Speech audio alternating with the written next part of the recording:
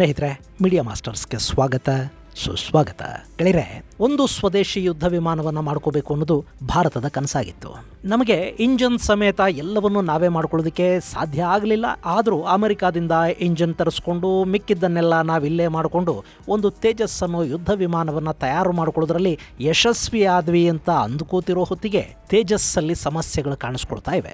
ಕೇವಲ 3 ತಿಂಗಳ ಅವಧಿಯಲ್ಲಿ 2 ತೇಜಸ್ಸುಗಳು ಅಪಘಾತಕ್ಕೀಡಾಗಿವೆ. ದುಬೈ ಏರ್ ಶೋ ವೇಳೆ ಮ್ಯಾನ್ಯೂವರಿಂಗ್ ಮಾಡ್ತಾ ಇದ್ದಾಗ ತೇಜಸ್ ನೆಲಕ್ಕಪ್ಪಳಿಸ್ತು. ಆ ದುರಂತದಲ್ಲಿ ನಾವು ಯುದ್ಧ ವಿಮಾನವನ್ನು ಮಾತ್ರ ಅಲ್ಲ, ಪೈಲಟ್ ಅನ್ನು ಕೂಡ ಕಳ್ಕೋಬೇಕಾಗಿ ಬಂತು. ಈಗ ಮತ್ತೊಮ್ಮೆ ತೇಜಸ್ ಅಪಘಾತಕ್ಕೀಡಾಗಿದೆ. ಆದರೆ ಈ ಬಾರಿ ಪೈಲಟ್ ಸಣ್ಣ ಪುಟ್ಟ ಗಾಯಗಳಿಂದ ಪಾರಾಗಿದ್ದಾರೆ. ಅದು ಅವರ ಅದೃಷ್ಟ. ಆದರೆ ಯುದ್ಧ ವಿಮಾನ ನಾಶ ಆಗಿದೆ. ಹಾಗಾದ್ರೆ ಏನಾಗಿದೆ ತೇಜಸ್ಗೆ? 3 ತಿಂಗಳಲ್ಲಿ 2 ಯುದ್ಧ ವಿಮಾನಗಳು ಅಪಘಾತಕ್ಕೀಡಾದವು ಅಂದ್ರೆ ತೇಜಸ್ಸಲ್ಲಿ ಏನೋ ಸಮಸ್ಯೆ ಇರಬೇಕು. ಹೀಗಾಗಿ ಭಾರತೀಯ ವಾಯುಪಡೆ ತನ್ನಲ್ಲಿರೋ 30 ತೇಜಸ್ಸುಗಳನ್ನು ಕೂಡ ಮತ್ತೆ ಸ್ಕ್ರೂಟ್ನಿಗೆ ಒಳಪಡಿಸ್ತಾ ಇದೆ. ಭಾರತದ ವಾಯುಪಡೆಯ ಶಕ್ತಿ ಆಗಬೇಕಾಗಿದ್ದ ತೇಜಸ್ಸುಗಳು ಭಾರತದ ಸೇನೆಯ ಪಾಲಿಗೆ ಹಾರುವ ಶವಪೆಟ್ಟಿಗೆಗಳ ಹಾಗೆ ಭಯ ಉಂಟು ಮಾಡ್ತಾ ಇರೋದಕ್ಕೆ ಕಾರಣ ಏನು? ಏನಾಗ್ತಾ ಇದೆ, ಏನಾಗಿದೆ ನಮ್ಮ ತೇಜಸ್ ಯುದ್ಧ ವಿಮಾನಗಳಿಗೆ? ಬನ್ನಿ ನೋಡೋಣ. ಸ್ನೇಹಿತರೆ, ಯಥಾ ಪ್ರಕಾರ ನಮ್ಮ ಯೂಟ್ಯೂಬ್ ತರಬೇತಿಯ ಮತ್ತೊಂದು ಬ್ಯಾಚ್ ಇದೇ ಫೆಬ್ರವರಿ 27, 28 ಹಾಗೂ ಮಾರ್ಚ್ 1ನೇ ತಾರೀಕು ನಡೆಯಲಿದೆ. 3 ದಿನಗಳ ಈ ಕಾರ್ಯಾಗಾರದಲ್ಲಿ scripting, editing, voice over, camera, YouTube optimisation, security, ಒಂದು ಯೂಟ್ಯೂಬ್ ಚಾನಲ್ ಅನ್ನ ಹೇಗೆ ಮಾಡಬೇಕು, ಅದನ್ನು ಹೇಗೆ ಮುಂದುವರಿಸಬೇಕು ಅನ್ನೋದರ ಜೊತೆಗೆ AI ಬಳಸೋದು ಹೇಗೆ ಅನ್ನೋ ಬಗ್ಗೆ ಕೂಡ ನಿಮಗೊಂದಷ್ಟು ಮಾಹಿತಿಯಲ್ಲಿ ಸಿಗುತ್ತೆ. ಈ ಯೂಟ್ಯೂಬ್ ತರಬೇತಿ ಕಾರ್ಯಕ್ರಮದಲ್ಲಿ ಭಾಗವಹಿಸುವ ಆಸಕ್ತಿ ನಿಮಗಿದ್ರೆ 9972379459 9972379459 ನಂಬರಿಗೆ ಕರೆ ಮಾಡಿ.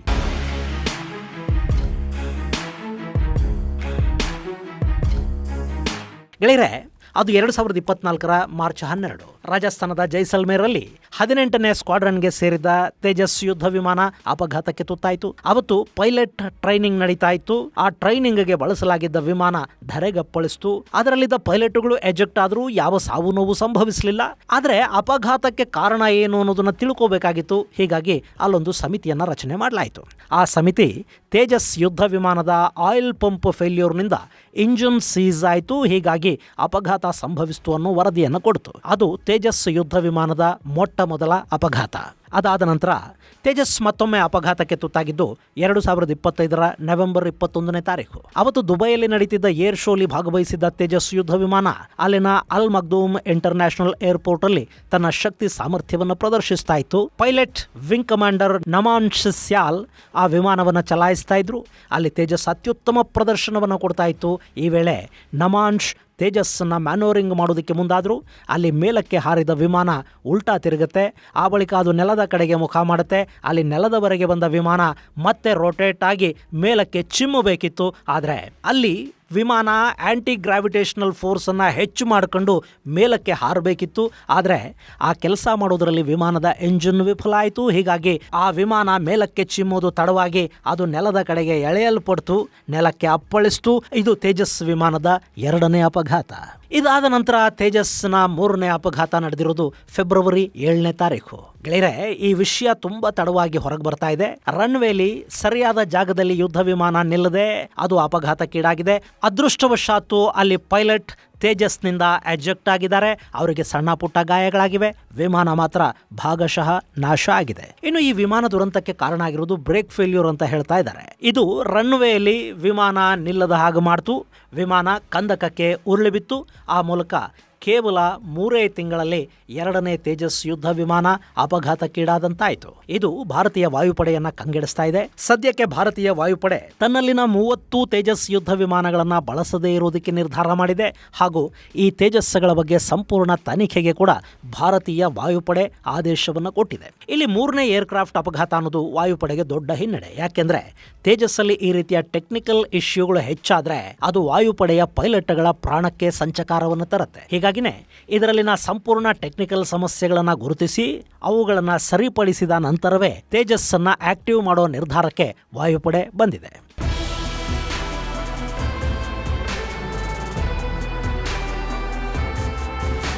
ಸ್ನೇಹಿತರೆ, ನಿಮಗೆ ನೆನಪಿರಬೇಕು, ಇಲ್ಲಿ ತೇಜಸ್ ಯುದ್ಧ ವಿಮಾನಗಳನ್ನ ವಾಯುಪಡೆಗೆ ತಗೊಂಡಿದ್ದು MiG-21ಗಳನ್ನ ನಿವೃತ್ತಗೊಳಿಸಬೇಕು ಅನ್ನೋ ಕಾರಣಕ್ಕೆ. ರಷ್ಯಾ ನಿರ್ಮಿತ ಹಾಗೂ 60ರ ದಶಕದ MiG-21ಗಳು ಮೊದಲಿಗೆ ಸೂಪರ್ಸೋನಿಕ್ ವಿಮಾನಗಳಾಗಿದ್ವು. ಆನಂತರ ಅವು ಹಳೆ ವಿಮಾನಗಳಾದಂತೆ ಭಾರತೀಯ ವಾಯುಪಡೆಯಲ್ಲಿ ಅವುಗಳನ್ನ ಹಾರುವ ಶವಪೆಟ್ಟಿಗೆಗಳು ಅಂತ ಕರೆಯೋದಿಕ್ಕೆ ಶುರು ಮಾಡಿದ್ರು. ಯಾಕೆಂದ್ರೆ MiG-21ಗಳು ಸಾಕಷ್ಟು ಬಾರಿ ಅಪಘಾತಕ್ಕೆ ತುತ್ತಾದ್ವು. ಸಾಕಷ್ಟು ಪೈಲಟ್ಗಳು ಕೂಡ ಅಪಘಾತಗಳಲ್ಲಿ ಸಾವಿಗೀಡಾದ್ರು. ಗೆಳೆಯರೆ, ಪೈಲಟ್ ಒಬ್ಬ ಯುದ್ಧದ ಸಂದರ್ಭದಲ್ಲಿ ಶತ್ರುಗಳ ಮೇಲೆ ದಾಳಿ ಮಾಡ್ತಾ ಶತ್ರುಗಳನ್ನ ಕೊಲ್ತಾ ತಾನು ಸಾವಿಗೀಡಾದ್ರೆ ಅದನ್ನ ವೀರಮರಣ ಅಂತ ಕರೀತಾರೆ. ಆದ್ರೆ ಅದೇ ಪೈಲಟ್ ವಿಮಾನದಲ್ಲಿ ತಾಂತ್ರಿಕ ಸಮಸ್ಯೆಯಿಂದ ಮೃತಪಟ್ಟರೆ ಭಾರತೀಯ ವಾಯುಪಡೆ ಅತಿ ದೊಡ್ಡ ನಷ್ಟವನ್ನು ಅನುಭವಿಸುತ್ತೆ ಮತ್ತು ಒಬ್ಬ ತರಬೇತಿ ಪಡೆದ ಪೈಲಟ್ ಅನ್ನ ವಿನಾಕಾರಣ ನಾವು ಕಳ್ಕೋಬೇಕಾಗಿ ಬರುತ್ತೆ.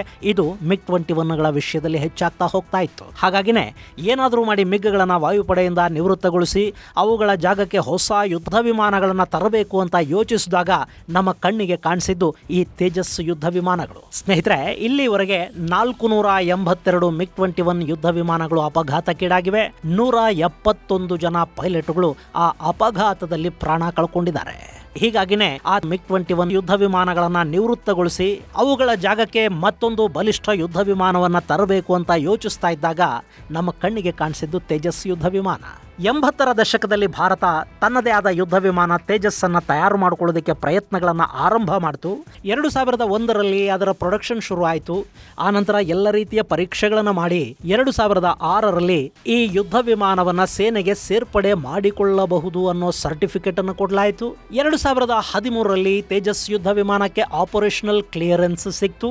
2016ರಲ್ಲಿ ಯುದ್ಧ ವಿಮಾನ ಸೇನೆಗೆ ಸೇರ್ಪಡೆ ಆಯಿತು. ಅಂದ್ರೆ ಈ ಯುದ್ಧ ವಿಮಾನವನ್ನ ತಯಾರು ಮಾಡೋದಕ್ಕೆ ಭಾರತದ HAL ತಗೊಂಡಿದ್ದು ಬರೋಬ್ಬರಿ 36 ವರ್ಷಗಳನ್ನ. ಅಲ್ಲಿ ಕೂಡ ಇಂಜಿನ್ ನಮ್ಮದಾಗಿರಲಿಲ್ಲ, ಏವಿಯಾನಿಕ್ಸ್ ನಮ್ಮದಾಗಿರಲಿಲ್ಲ. ಅದೆಲ್ಲವನ್ನ ಹೊರಗಿಂದ ತಂದು ಒಂದು ಯುದ್ಧ ವಿಮಾನಕ್ಕೆ ಮೇಕ್ ಇನ್ ಇಂಡಿಯಾ ಲೇಬಲ್ ಹಚ್ಚಿ ಅದನ್ನ ಸೇನೆಗೆ ಕೊಡೋದಕ್ಕೆ HAL ತಗೊಂಡಿದ್ದು 36 ವರ್ಷಗಳನ್ನ. ಹೀಗೆ 2016ರಲ್ಲಿ ತೇಜಸ್ ಯುದ್ಧ ವಿಮಾನ ವಾಯುಪಡೆಯನ್ನ ಸೇರಿದ್ರೂ ಕೂಡ ಅದರ ರಿಯಲ್ ಟೈಮ್ ಟೆಸ್ಟ್ ಅನ್ನೋದು ಆಗಲೇ ಇಲ್ಲ. 2019ರಲ್ಲಿ ಬಾಲಾಕೋಟ್ ದಾಳಿ ಆಯಿತು ನೋಡಿ. ಆಗ ಪಾಕಿಸ್ತಾನ ಪ್ರತೀಕಾರಾತ್ಮಕ ದಾಳಿಯನ್ನು ಮಾಡಿದಾಗ ಆ ದಾಳಿಯನ್ನ ಹಿಮ್ಮೆಟ್ಟಿಸೋದಕ್ಕೆ ಕೂಡ ನಾವು MiG-21 ಯುದ್ಧ ವಿಮಾನಗಳನ್ನ ಬಳಸಿದ್ವೇ ಹೊರತು ಈ ತೇಜಸ್ಗಳನ್ನಲ್ಲ. ಯಾಕೆ ಅಂದ್ರೆ ಅವತ್ತು ಜಮ್ಮು ಕಾಶ್ಮೀರದ ಭಾಗದಲ್ಲಿದ್ದ ತೇಜಸ್ ಯುದ್ಧ ವಿಮಾನಗಳಿಗೆ ಆಯುಧಗಳನ್ನ ಅಳವಡಿಸುವ ಕೆಲಸ ಕೂಡ ಪೂರ್ಣಗೊಂಡಿರಲಿಲ್ಲ. ಇಂಥ ತೇಜಸ್ 2024ರಲ್ಲಿ ಪೈಲಟ್ ಟ್ರೈನಿಂಗ್ ಸಂದರ್ಭದಲ್ಲಿ ಅಪಘಾತಕ್ಕೀಡಾಯಿತು. 2025ರಲ್ಲಿ ದುಬೈ ಏರ್ ಶೋಲಿ ವಿಮಾನ ವಿಫಲವಾಯಿತು. ಅದರ ಪರಿಣಾಮ ಭಾರತದ ಜೊತೆಗೆ ತೇಜಸ್ ಯುದ್ಧ ವಿಮಾನಗಳ ಖರೀದಿಗೆ ಒಪ್ಪಂದವನ್ನ ಮಾಡಿಕೊಳ್ಳೋದಕ್ಕೆ ಸಿದ್ಧವಾಗಿದ್ದ ಆರ್ಮೇನಿಯಾ ಆ ಒಪ್ಪಂದವನ್ನ ತಡೆ ಹಿಡಿತು ಮತ್ತು ಬೇರೆ ಯುದ್ಧ ವಿಮಾನಗಳ ಕಡೆಗೆ ನೋಡೋದಕ್ಕೆ ಶುರು ಮಾಡಿತು. ಇನ್ನು ಈಗ ಫೆಬ್ರವರಿ 7ನೇ ತಾರೀಕು ಮತ್ತೊಂದು ಅಪಘಾತ ಆಗಿದೆ. ಈ ಅಪಘಾತ ತೇಜಸ್ ಯುದ್ಧ ವಿಮಾನಗಳ ಬಗ್ಗೆ ಭಾರತೀಯ ಸೇನೆಗಿದ್ದ ವಿಶ್ವಾಸವನ್ನು ಅಲುಗಾಡಿಸ್ತಾ ಇದೆ ಮತ್ತು ಸೇನೆ ಯುದ್ಧ ವಿಮಾನಗಳನ್ನು ಮತ್ತೊಂದು ಸುತ್ತಿನ ಪರೀಕ್ಷೆಗೊಳಪಡಿಸುವ ನಿರ್ಧಾರಕ್ಕೆ ಬಂದಿದೆ.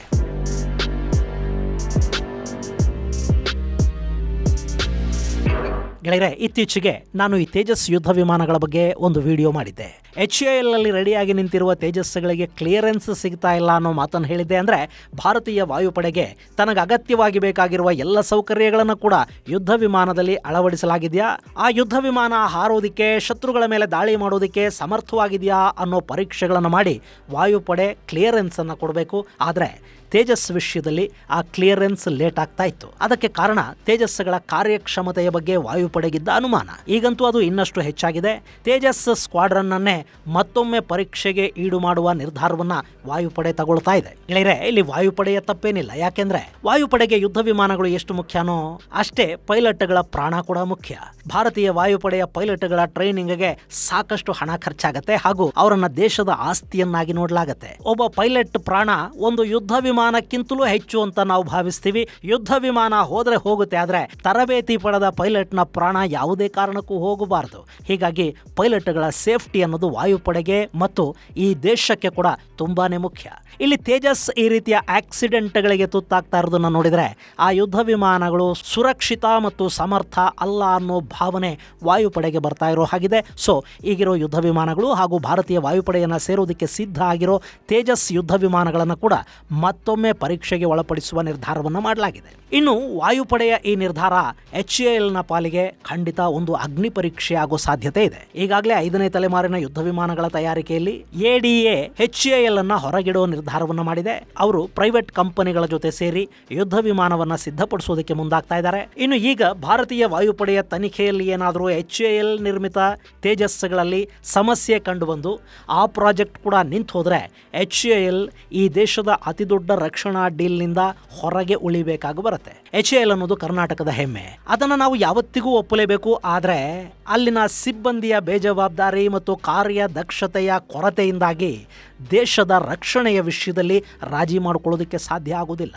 ಅದು HAL ಇರಲಿ, ಬೇರೆ ಇನ್ಯಾವುದೇ ಸರ್ಕಾರಿ ಸಂಸ್ಥೆ ಇರಲಿ, ಅವರು ಸರಿಯಾಗಿ ಕೆಲಸ ಮಾಡದೇ ಇದ್ದರೆ ಅವರನ್ನು ಪ್ರಶ್ನಿಸಲೇಬೇಕಾಗತ್ತೆ. ಅದರಲ್ಲೂ ದೇಶದ ರಕ್ಷಣೆಗೆ ಸಂಬಂಧಪಟ್ಟ ಆಯುಧ ಕ್ಷೇತ್ರಕ್ಕೆ ಸಂಬಂಧಪಟ್ಟ ವಿಷಯಗಳಲ್ಲಿ ಯಾವುದೇ ಬೇಜವಾಬ್ದಾರಿಯು ಅಕ್ಷಮ್ಯ ಅನ್ನಿಸ್ಕೊಳ್ಳುತ್ತೆ. ಹೀಗಾಗಿ ಇಲ್ಲಿ HALನ ಕಾರ್ಯಕ್ಷಮತೆಯಲ್ಲಿ ಕೊರತೆ ಕಂಡು ಬಂದರೆ ಅದನ್ನು ಖಂಡಿತ ಸರಿಪಡಿಸುವ ಅಥವಾ ಸ್ವದೇಶಿ ಯುದ್ಧ ವಿಮಾನಗಳ ತಯಾರಿಯ ಡೀಲ್ನಿಂದ ಅವರನ್ನು ಹೊರಗಿಡುವ ನಿರ್ಧಾರವನ್ನು ಕೈಗೊಳ್ಳಲೇಬೇಕಾಗತ್ತೆ. ಆ ಕೆಲಸವನ್ನು ಖಂಡಿತ ಮಾಡ್ತಾರೆ. ಹಾಗೇನಾದರೂ ಆಗಿ ತೇಜಸ್ಸನ್ನು ಭಾರತೀಯ ವಾಯುಪಡೆ ರಿಜೆಕ್ಟ್ ಮಾಡಿದರೆ HALಗೆ ಸಿಕ್ಕಿರೋ 1 ಲಕ್ಷ ಕೋಟಿಗೂ ಅಧಿಕ ಒಪ್ಪಂದ ರದ್ದಾಗುತ್ತೆ. ಆಗ HAL ಕೇವಲ ಹೆಲಿಕಾಪ್ಟರ್ಗಳನ್ನು ಹಾಗೂ ಸುಖಾಯ್ Su-30 ಯುದ್ಧ ವಿಮಾನಗಳನ್ನು ನಿರ್ಮಾಣ ಮಾಡುವ ಕೆಲಸದಲ್ಲಿ ತೊಡಗಿಸ್ಕೋಬೇಕಾಗತ್ತೆ. ಈ ವಿಷಯದಲ್ಲಿ HAL ಎಚ್ಚೆತ್ಕೋಬೇಕು. ದೇಶದ ರಕ್ಷಣೆಯ ವಿಷಯದಲ್ಲಿ 0 ಟಾಲರೆನ್ಸ್ ಇರಬೇಕಾಗತ್ತೆ. ಆಗಷ್ಟೇ HAL ಉಳಿಯುತ್ತೆ. ಹಾಗೆ ದೇಶಕ್ಕೆ ಬೇಕಿರೋ ಸ್ವದೇಶಿ ಯುದ್ಧ ವಿಮಾನಗಳು ಕೂಡ ಸಿಗ್ತಾ ಹೋಗುತ್ತವೆ. ಇನ್ನು ADA 5ನೇ ತಲೆಮಾರಿನ ಯುದ್ಧ ವಿಮಾನಗಳ ತಯಾರಿಯಲ್ಲಿ HAL ಅನ್ನು ಹೊರಗಿಟ್ಟು ಖಾಸಗಿ ಸಂಸ್ಥೆಗಳಿಗೆ ಆ ಜವಾಬ್ದಾರಿಯನ್ನು ಕೊಟ್ಟಿರೋದಿದೆಯಲ್ಲ, ಅದು ಭಾರತದ ಯುದ್ಧ ವಿಮಾನ ತಯಾರಿಕಾ ಕ್ಷೇತ್ರದ ಮೊನೋಪಲಿ ಏನಿತ್ತು, ಏಕಸ್ವಾಮ್ಯ, ಅದನ್ನು ತಪ್ಪಿಸಿದಂತಾಗತ್ತೆ. ಈ ವಿಷಯದಲ್ಲಿ ನಾವು ಅಮೆರಿಕಾನ ನೋಡಿ ಕಲಿಬೇಕಾದ್ದು ಸಾಕಷ್ಟಿದೆ. ಅಲ್ಲಿನ ವಾಯುಪಡೆ ತಮಗೆ ಬೇಕಾಗಿರೋ ಯುದ್ಧ ವಿಮಾನಗಳ ಸ್ಪೆಸಿಫಿಕೇಶನ್ ಅನ್ನು ಕೊಟ್ಟು 2-3 ಕಂಪನಿಗಳಿಗೆ ಪ್ರೋಟೋಟೈಪ್ ಅನ್ನ ಸಿದ್ಧ ಮಾಡೋದಕ್ಕೆ ಹೇಳ್ತಾರೆ. ಅಲ್ಲಿ ಮೊನೋಪಲಿ ಇಲ್ಲ, ಕಾಂಪಿಟೇಷನ್ ಇದೆ.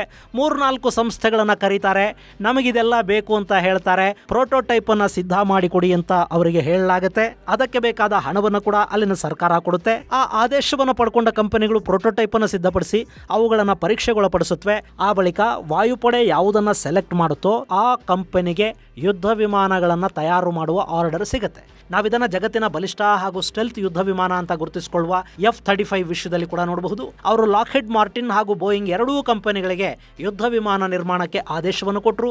ಕಡೆಗೆ F-35 ಯುದ್ಧ ವಿಮಾನ ತಯಾರು ಮಾಡುವ ಅವಕಾಶ ಲಾಕ್ಹೀಡ್ ಮಾರ್ಟಿನ್ ಪಾಲಾಯಿತು. ಅಲ್ಲಿ ಲಾಕ್ಹೀಡ್ ಮಾರ್ಟಿನ್ ವರ್ಟಿಕಲ್ ಲ್ಯಾಂಡಿಂಗ್ ಮತ್ತು ಟೇಕ್ ಆಫ್ ಅನ್ನು ಯಶಸ್ವಿಯಾಗಿ ಮಾಡಿದ್ರಿಂದ ಬೋಯಿಂಗ್ ಅನ್ನ ಹಿಂದಿಕ್ಕಿ ಆ ಯುದ್ಧ ವಿಮಾನ ತಯಾರಿಕೆಯ ಆರ್ಡರ್ ಅನ್ನ ಪಡ್ಕೊಳ್ಳೋದಿಕ್ಕೆ ಸಾಧ್ಯ ಆಯಿತು. ಹೀಗೆ ಭಾರತದಲ್ಲಿ ಕೂಡ ಸಾಕಷ್ಟು ಬೇರೆ ಬೇರೆ ಸಂಸ್ಥೆಗಳು ಬರಬೇಕು, ಅಲ್ಲೊಂದು ಕಾಂಪಿಟೇಷನ್ ಇರಬೇಕು. ಬೇಕಿದ್ರಲ್ಲಿ ಸರ್ಕಾರಿ ಸಂಸ್ಥೆಗಳು ಭಾಗಿಯಾಗಲಿ. ಅವರು ಉತ್ತಮ ಯುದ್ಧ ವಿಮಾನವನ್ನ ನಿರ್ಮಾಣ ಮಾಡಿದ್ರೆ ಅವರಿಗೆ ತಯಾರು ಮಾಡುವ ಆದೇಶ ಸಿಗಲಿ. ಅದು ಬಿಟ್ಟು ಸರ್ಕಾರಿ ಸಂಸ್ಥೆಯೊಂದನ್ನೇ ಇಟ್ಕೊಂಡು ಅವರು ಕೊಟ್ಟಾಗ ಯುದ್ಧ ವಿಮಾನಗಳನ್ನ ತಗೊಳ್ತಾ ಅವರು ಕೊಟ್ಟ ಆಯುಧಗಳನ್ನ ಬಳಸಿ ಅಂತ ಹೇಳೋದು ವಾಯುಪಡೆಯನ್ನ, ನಮ್ಮ ಸೇನಾ ಪಡೆಗಳನ್ನ ಸಂಕಷ್ಟಕ್ಕೆ ಸಿಲುಕಿಸೋದು, ಇದು ಖಂಡಿತ ಸರಿಯಲ್ಲ.